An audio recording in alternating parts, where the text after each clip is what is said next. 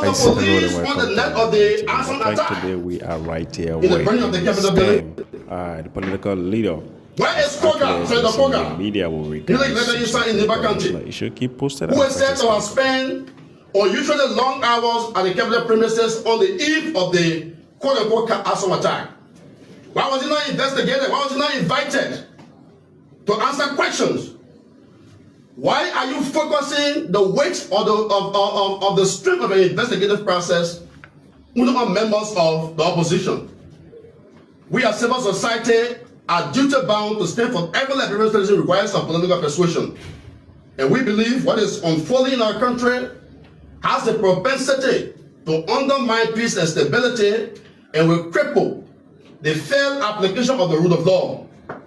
And care must be taken before the peace and stability of the country is broken down under the weight of Mr. Barker's pursuit of characters perceived as enemies of his government. We are not surprised at what is unraveling the country. We believe there are criminal elements behind the presidency that are exploiting the president's vulnerabilities. In 2017 or so, I cannot be exact with that information, but somewhere around there, this very vice president of Liberia, Jeremiah Kun, said, President Barker's brain is deteriorating. Jeremiah Kun said Barker has dementia, meaning he's in mental decline. I'm not making that up. In quotation, and the video is available over social media. His vice president today was worried 6 years ago, 7 years ago, perhaps 8 years ago, that the president is incapacitated, then just leader of the Unity Party, that he's incapacitated to run the affairs of the state. And he said his advice for Mr. Barker is to go into private life because his own father at that age has been reduced to a pampered dressing statesman, pampered dressing senior citizen. If President Barker was in mental deterioration 7 years ago, then think about today. So we believe the presidency is suffering serious mental deterioration, and that vulnerability or incapacity is being exploited by criminal elements in the press around the president, around presidential cycles, who have interest in succeeding President Barker and are trying to consolidate political power for next election. We don't care who becomes president in 6 years, in 5 years, who becomes senator or lawmaker. Free, fair, and balanced playing field for all candidates, all Liberian citizens to participate freely without threat to our existing democratic process or the rule of law. So we believe these decisions are a product of a manipulated political calculation of certain criminal elements in government who have interest in consolidating power for themselves. So they are weaponizing certain state institutions.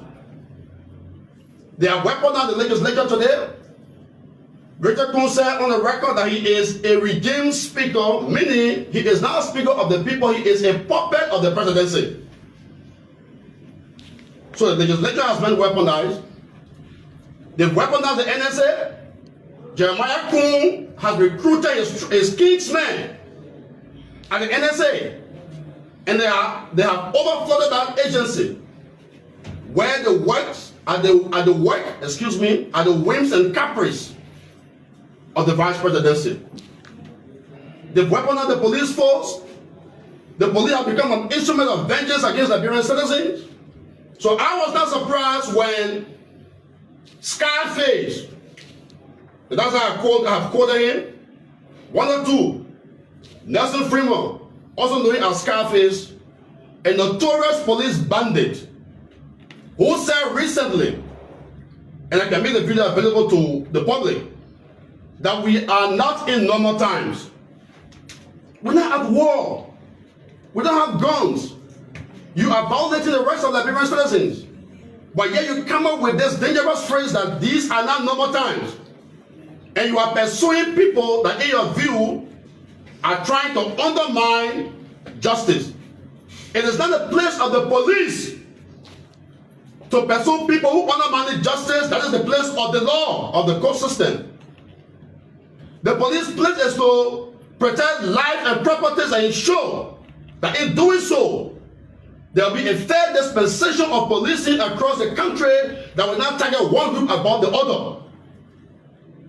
But the statements of Scarface on Nelson Freeman, a notorious police bandit that is responsible for killing innocent Liberians, I remember in 2011 at the political party headquarters.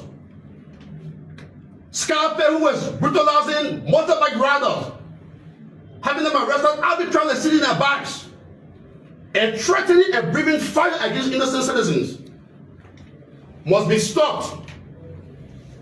I think it's time for the likes of Gregory Cuomo and Scarface or Nelson Freeman to be dismissed from the police force. These men are not qualified to wear police uniform, talk less, or become police directors. Scarface's hands are stained with the blood of victims of King John massacre. Those boys that were killed in King John for protesting against the ill will and the abuses of B. Martin against Cape Martinians. Their blood will not go in vain. Their blood forever stains the conscience of Gregory Cuomo and Scarface. And they should be dismissed. We will not rest nor slumber until the likes of Scarface or Police 102 and Gregory Cuomo are dismissed from the police to restore the diminished image of the police force. These men are crushing the integrity of the police. When citizens see the police because of the notorious behavior, citizens run from the police. People shouldn't be running from the police, they should be running to the police. But they're running from the police because the police has become an instrument of vengeance and repression against Liberian citizens. Motorbike riders are beaten every day. Every day. Their bikes confiscated. Marketeers, young boys are beaten every day.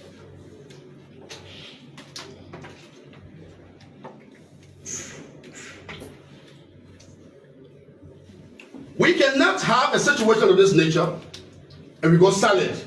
We will never be silent. We don't fear their guns. We don't fear their tear gases or their tear gas canisters. We don't fear their bombs. We will remain standing for truth. And the day we are gone down, we'll be gone down standing, not kneeling. Because this country will not bow to the dictatorship and the tyranny of Joseph Boakai. We will never bow. We will not kowtow. We will not be silent. We don't fear your guns. And citizens must come to the realization that the phrase all power is inherent in the people does not mean unnecessary submission to tyranny or dictatorship. That phrase demonstrates that power is inherent in the people and the people must rise when tyranny and dictatorship threaten their survival. We go on the public. According to Nelson Freeman or Scarface, which I quote, these are not normal times. These are dangerous times. Do not allow yourself, when you are doing the right thing, when wrongs are not being committed, and the police come to victimize or brutalize you, resist it. In self-defense. No police officer has the right to treat a Liberian citizen who is not committing crime in a way that is unworthy of a decent citizen. You can't be beating innocent people because you have guns and batons. The citizen needs to collectively resist these arbitrary police actions. Non-violent resistance works. It should be applied. There's a resistance that is non-violent, but that is applicable to defend the rest of citizens. These are dangerous times. These are not normal times, the police say. The likes of Scarface must be resisted. When he's in the ghettos, in the communities, victimizing innocent Liberian citizens. We cannot allow you to be beating people and killing them for doing nothing. Because their brother don't talk. The police need to stop. If you come to arrest me, I have not committed any wrong, I will resist your arrest. I will resist your arrest that is arbitrary and wrong. I don't commit crime. I done nothing wrong. I'm not a criminal. I've broken no law because you have power. Like I was saying yesterday, I'm going to tell you no. Because when harms are inflicted on your body, you cannot take them anywhere because they are law and gospel unto themselves. Because Waka has weaponized the police force. The police is an instrument of repression. And the people should not sit supinely and allow police power to kill them and brutalize them without non-violent resistance. Non-violent resistance works and should be applied. The next new thing, the next big thing that they are doing now is going to communities and breaking up people's structures. They were in Stockton Creek, breaking people's structures. They went to Cotton Tree around opposite Baptist Seminary, breaking down structures. They were on Liberia Street. According to them, they're trying to open sewage lines, breaking down people's structures. Bourgeois land, breaking people's structures. Selective demolition exercise. But here's the thing. One thing is common in these bias processes. On Liberia Street,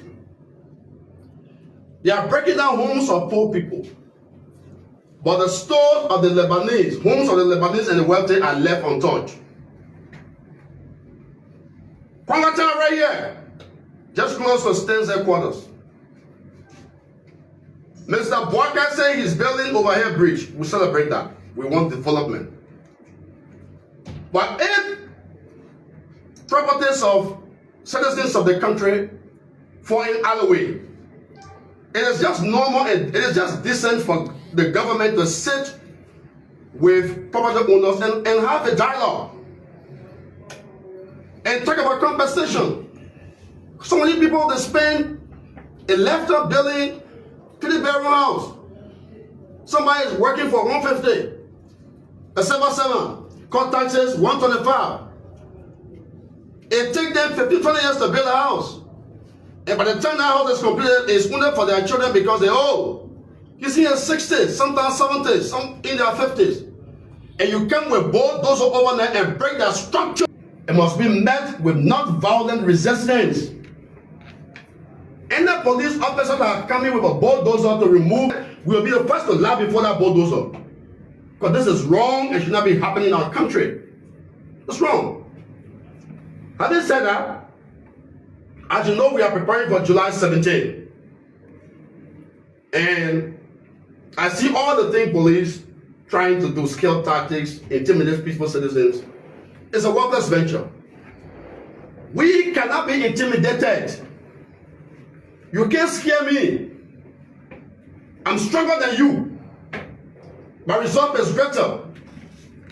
I knew the consequences of this action before I took part into it. Nothing will stop July 17. Not even my death. The police should start wasting their time. And then they should start wasting taxpayers' money on surveillance. Tapping my line, tapping my phone. Having people in cars tailing me around. I go place in the night, they are around there. It's a waste of taxpayers' money. It's not going to work. Deploying police force at Sten's headquarters. Paying grenade men to attack me as I'm making my rounds to communities is a waste of your energy. These things will not work. You need to ask Eddie Johnson Salif. We were here for 12 years and we stood up for 12 years. We did not bend our knee to the dictatorship. We will not do it now under an 86-year-old man who has dementia. You can't succeed. You need to stop. I've told revolutionaries my will. If Morlu dies before the 17th of July, my coffin will go to that rally. My coffin will speak resistance. My coffin will march. We don't fear death. Death will come when it will come. We are here to stand in defense of the poor and the victimized. Those are victims of injustices. We will stand up for them. July 17th is your day, the day of the people. Liberians, prepare yourselves. But next week, we will start printing t-shirts. The July Revolution t-shirt. We'll send screens in the communities, set up your printing areas,